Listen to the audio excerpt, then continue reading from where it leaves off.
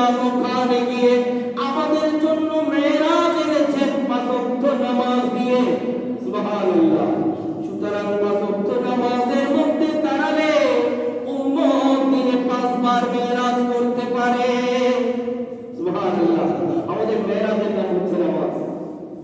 আল্লাহর সামনে আসতে চান তো নামাজে দাঁড়িয়ে যান, ঠিক কিনা বলেন? আল্লাহ আমাদেরকে বুঝবার নেকামল করার তৌফিক দিন করুন, আমিন। আমার সময় শেষ, আমি শুধু একটা কথা বলছি, শাবানুল মুআজ্জাম এই মাসের মধ্যে 3টা রোজা যদি কোনো মানুষ রাখে, 3টা রোজা যদি কোনো মানুষ, নিসফ মিন শাবানের ব্যাপারে কোরআন হাদিসের অসংখ্য অগণিত লাইলাতুল বারাতের দলাইল আছে, দলিলাদি আছে।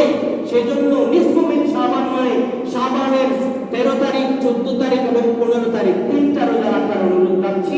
আজকে শাবানের 1ম তারিখ, আজকে থেকে হিসাব করে 3টা রোজা যদি রাখেন, আমার রাসূল বলছেন ওই ব্যক্তির পূর্বপর সমস্ত গুনাহ আমার আল্লাহ মাফ করে দেবেন। সুবহান